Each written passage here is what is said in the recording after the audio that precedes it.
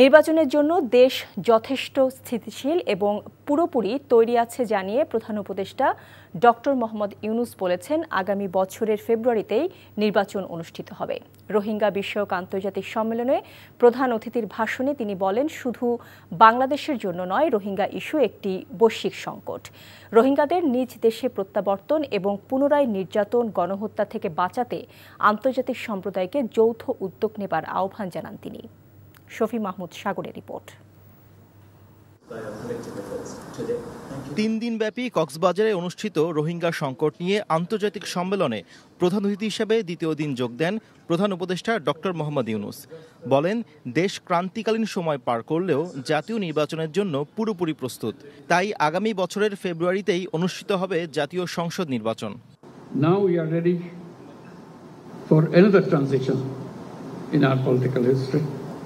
We have announced the time for election, and the country has come to this stable enough and ready to have the election.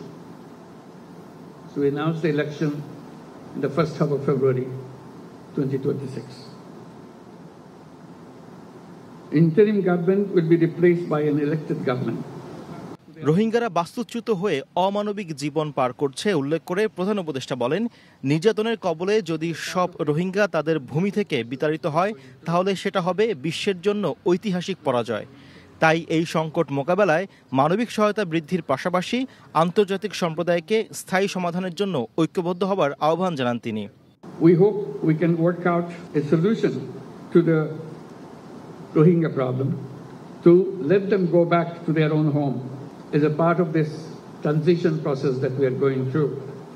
I acknowledge the continued support, assistance and solidarity of the donors, our partners, UN agencies, international organizations and friends across the globe to the Rohingyas sheltered in Bangladesh.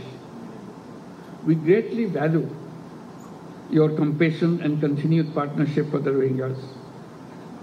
Your continued support will remain pivotal and exigent until they return home. যুক্তরাষ্ট্রের new ইয়র্কে অনুষ্ঠিতব্য জাতিসংঘের সাধারণ পরিষদে রোহিঙ্গা বিষয়ক সম্মেলনকে সফল করতে এই স্টেক হোল্ডার ডায়ালগ ইতিবাচক ভূমিকা রাখবে বলে আশা প্রকাশ করেন প্রধান উপদেষ্টা। বাংলাদেশের সীমান্তের ওপারেই অনুপ্রবেশের জন্য অপেক্ষায় আছে প্রায় 1.5 লক্ষাধিক রোহিঙ্গা।